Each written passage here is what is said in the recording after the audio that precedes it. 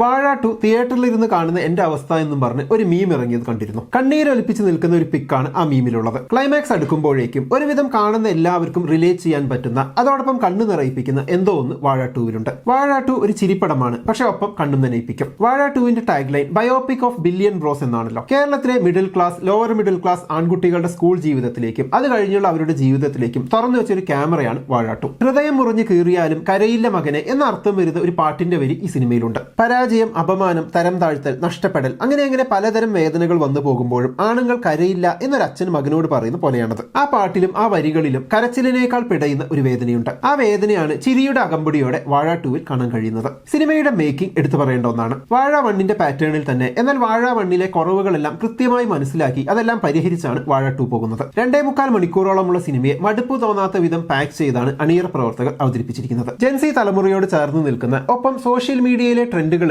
കൃത്യമായി മടുപ്പിക്കാതെ സിനിമയിൽ പ്ലേസ് ചെയ്തിട്ടുണ്ട്. റെലവന്റ് ആയ ഒരുപാട് വിഷയങ്ങളെ മാക്സിമം ഫോഴ്സ്ഡ് ആക്കാതെ തന്നെ സിറ്റുവേഷനോട് ബ്ലെൻഡ് ചെയ്ത് അവതരിപ്പിക്കാൻ കഴിഞ്ഞു എന്നത് മേക്കിംഗിലെ ഒരു മേന്മ തന്നെയാണ്. പേരന്റിംഗ് മുതൽ ടീച്ചേഴ്സിന്റെ ചില നടപടികളെ വരെ സിനിമ നമ്മുടെ മുന്നിലേക്ക് ഇട്ടുകൊണ്ട് ഇതെല്ലാം ഒന്ന് റീതിങ്ക് ചെയ്യേണ്ടതല്ലേ എന്ന് നമ്മോട് ചോദിക്കുന്നുണ്ട്. പൊതുവെ മെയിൻ സ്ട്രീം സിനിമകളിൽ ബാക്ക് ബെഞ്ചേഴ്സിനെ ഒന്നുകിൽ ഹൈപ്പ് കൂട്ടി മാസാക്കും, അല്ലെങ്കിൽ കോമാളികളാക്കും. എന്നാൽ ജീവിതത്തിൽ വാഴവിളി കേൾക്കേണ്ടി വരുന്നവരെ അവരുടെ ആംഗിളിൽ നിന്നുകൊണ്ട് യാഥാർത്ഥ്യ ബോധത്തോടെ കാണിച്ചു തന്ന് സിനിമയുടെ പേരിനെ മോശമാക്കാത്ത സിനിമയാണ് ഇത്. കഞ്ചാവ് അടിക്കുന്ന തലതെറിച്ച പിള്ളേരെ കളിയാക്കിയും പരിഹസിച്ചും ഒറ്റപ്പെടുത്തലാണ് ഒരു സൊസൈറ്റിയുടെ ജോലി എന്ന തെറ്റായ നിലപാടിനെ മാറ്റി ചില ശരിയായ നിലപാടുകൾ നമ്മുടെ മനസ്സിലേക്ക് ഇട്ട് തരാനും സിനിമയ്ക്ക് കഴിയുന്നുണ്ട്. മനസ്സിൽ തങ്ങി നിൽക്കുന്ന ഒരുപാട് മുഹൂർത്തങ്ങൾ സിനിമയിലുണ്ട്. അൽഫോൺസ് പുത്രന്റെ സീനൊക്കെ അത്തരത്തിലുള്ളതായിരുന്നു. അഭിനേതാക്കളുടെ പെർഫോമൻസിലേക്ക് വന്നാൽ വാഴയുടെ ആദ്യ ഭാഗത്ത് ഹാഷിറും ടീമും വന്ന സമയത്ത് പലർക്കും അത് ഇഷ്ടപ്പെട്ടില്ല എന്ന സോഷ്യൽ മീഡിയ ചർച്ചകൾ കണ്ടിരുന്നു. എന്നാൽ വാഴ 2വിലേക്ക് വരുമ്പോൾ ആ പറഞ്ഞവരെ കൂടി തിരുത്തി പറയിപ്പിക്കുന്ന ഒന്നാണ് ഹാഷിറൻ ടീമിന്റെ പ്രകടനം. ഇവരുടെയൊക്കെ സ്ഥിരം സ്റ്റൈൽ ആൻഡ് മാനറിസംസ് ഒക്കെ കോമഡിയുമായി ബന്ധപ്പെട്ടാണ് കിടക്കുന്നത്. അതാണ് അവരുടെ സോഷ്യൽ മീഡിയ പേഴ്സണാലിറ്റി. എന്നാൽ സിനിമ ആ ഒരു ഇമേജിനെ ബ്രേക്ക് ചെയ്യുന്നുണ്ട്. ഇതുവരെ ഇവരുടെ കാണാത്ത ഭാവങ്ങളൊക്കെ സിനിമ കാണിച്ചിരുന്നുണ്ട്. ചിരിപ്പിക്കാൻ മാത്രമല്ല നല്ല രീതിയിൽ കരയിപ്പിക്കാനും സിനിമയിൽ ഇവർക്ക് സാധിക്കുന്നുണ്ട്. വളരെ അച്ചടക്കത്തോടെ എല്ലാവരും കഥാപാത്രങ്ങളെ കൈകാര്യം ചെയ്തത് അഭിനന്ദനങ്ങൾ അർഹിക്കുന്നു. സിനിമയിൽ ചെറിയ വേഷങ്ങൾ ചെയ്തവർ വരെ മികച്ച പ്രകടനമാണ് കാഴ്ചവെക്കുന്നത്. Eureka സ്റ്റോറീസിലെ ദേവരാജിന്റെ performance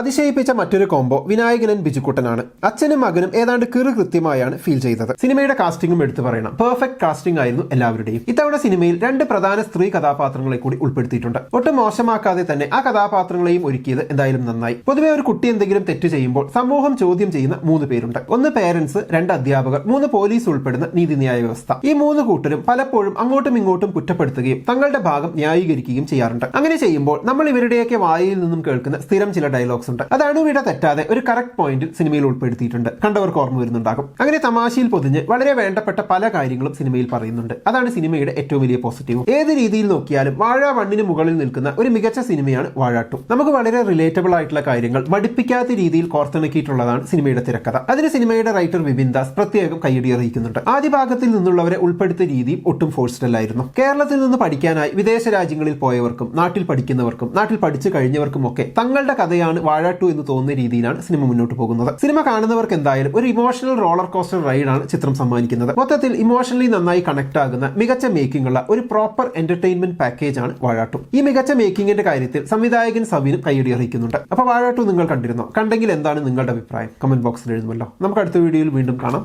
by.